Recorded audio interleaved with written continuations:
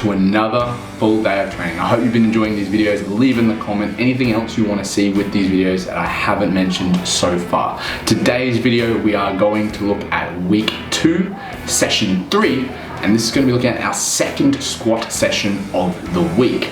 With this session, for me, it's one of my favorite sessions of the entire cycle, similar to yesterday's session, or in your case, week 2, session 2.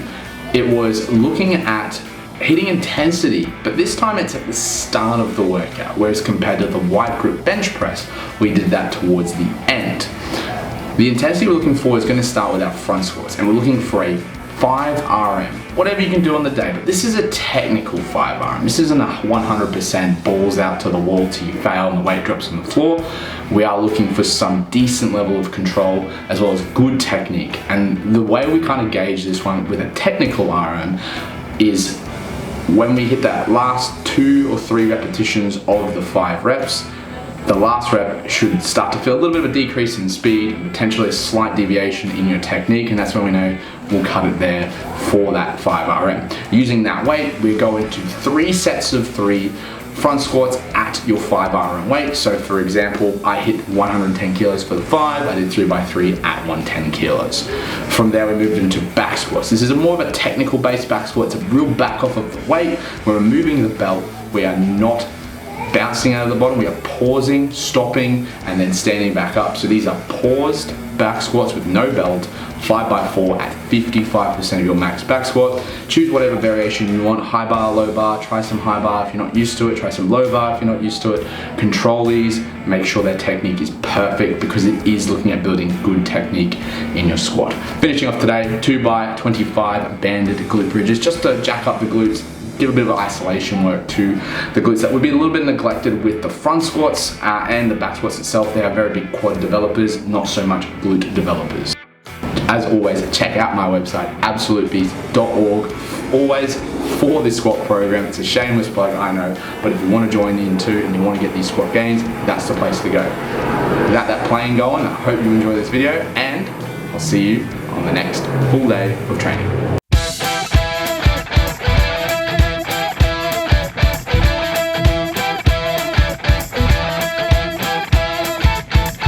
Week 2, session 3, front squats. As mentioned in the introduction, this is a complete flip of intensity when it comes to the wide grip bench press that we did last video, more like it. The front squats this time start with the maximum effort. I want to see what we can do straight away, fresh, ready to go. Then from there, we're going to use whatever weight we achieved. So in this case, I got 110 for 5. And do 3x3 at a 5 RM.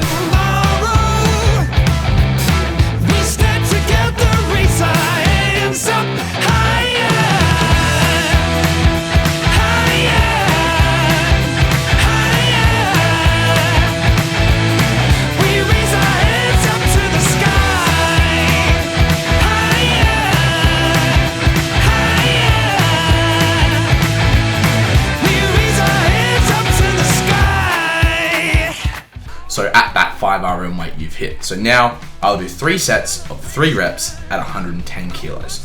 This is kind of like a back off set, more of like a bodybuilding / strength set to come after the intensity set we hit at the start. Now in the notes that I've written for this day in my journal, it said that it was my first day of holidays, which it was, so I was obviously a little bit more recovered. I had minimal energy expenditure that day. I did a CrossFit class in the morning, but I was still a little bit gassed, but apart from that, I felt pretty good. The front squats felt good itself, and the back off sets though, they were the ones that were challenging. So even though I hit 1x5 with good to great technique at 110 kilos, the 3x3 was a struggle. My core was fatigued, my quads were fatigued after hitting that 5 RM, and that's something you gotta keep in mind. I could have probably got 115 and maybe 120 with a failed rep at the end, but what's the point of doing that when your technique's crumbling and you look like crap? And then not only that, you have to do 3x3 at that weight afterwards. Are you going to be able to back it up with perfect technique?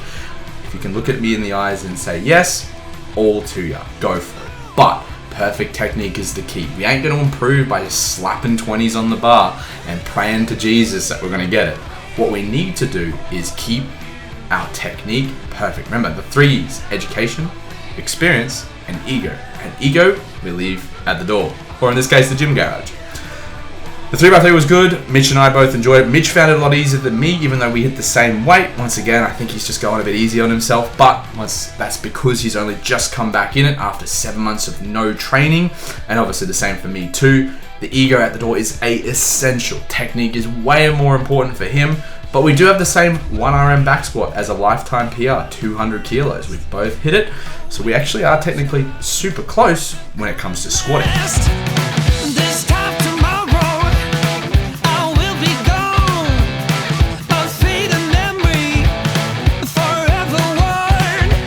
After we looked at the front squats, we've got back squats.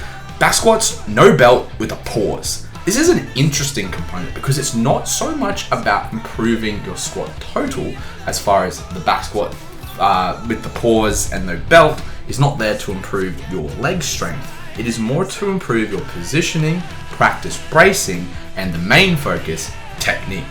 It's at 55% of your 1RM, which for most people should be almost like air squats or even close to their body weight. For me, it was 5x4 at 55%, which ended up being 95 kilos. Pretty light as far as the weight goes. Obviously, my lifetime PR is 200, and that would normally been half, but if you've checked out the first video, I've got a few numbers that I posted as my recent total. It's numbers that I have been working off recently. Like I said, this component has no belt. For me, I love a belt. It's a tool. If you've got a tool, you use it. You're not gonna hammer a nail with your hand if you've got a hammer next to you. You're not gonna use wrist wraps if you don't need to. But at the same time, if you do need to use them, if it feels more comfortable and it's going to help you, why not? Use all the tools available in your toolbox. That's why I like using a belt. I try not to slap my belt on too early, but some days I just do. I feel more fatigued, I don't feel as good, and I'll put it on a little bit earlier. Now I use a lever belt I got from Loaded Lifting. I'm not sponsored by them, I just love their belts. $99 for that lever belt. I wouldn't suggest it if you do CrossFit because when you do a clean and jerk or a snatch, it's gonna slap your belt and it's freaking annoying. Use a Velcro belt for CrossFit, use a lever belt for lifting, especially powerlifting. But anyway, enough about the belt. The no belt obviously forces me to brace my core even harder because I don't have that extra little bit of support to push against with my core. And the pause is just for positioning. Make sure you're right position, make sure you feel good. You can choose to low bar squat this or high bar squat this. In my opinion, do the one that you're worse at. For me, it is low bar squat, and it's what I've chosen for this entire cycle. But for you, you might already low bar squat. Time to high bar squat, see the difference that you can feel, the different muscle groups you work. This is all the things that we're considering with this really strange yet effective component in the squat program.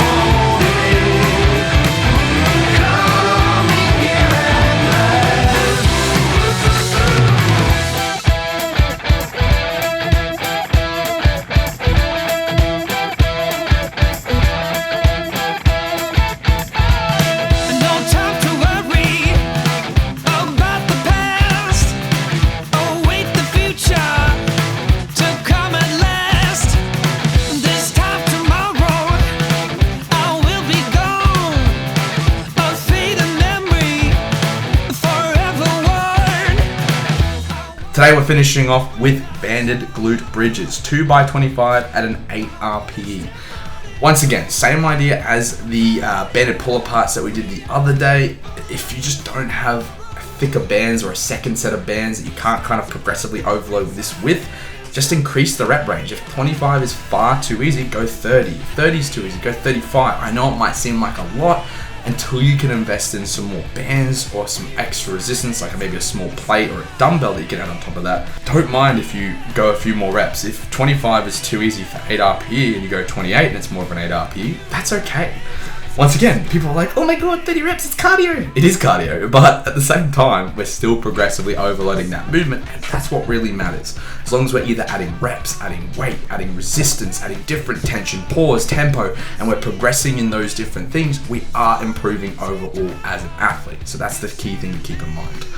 That's the squat session done and dusted. Look, I hope you guys enjoyed the video. As always, follow me on Instagram for an earlier checkup for this video at Tyler J Hamilton. Find me, love me, like me, and leave comments always for this video itself. If you've got anything that you would like to mention in the video that you want me to explain, things you want to improve on, questions about the program itself, leave in the comments down below. I'll try my best to get to every single one of them and answer your questions as soon as possible. As always, shameless plug, check out my website, absolutebeast.org, for the program itself. It's the 4-week squat cycle if you're looking at improving your squat or just looking for a strength cycle. Grab it, get it, join us on this program. It's going to be super fun. And as always, you guys at home, stay obese.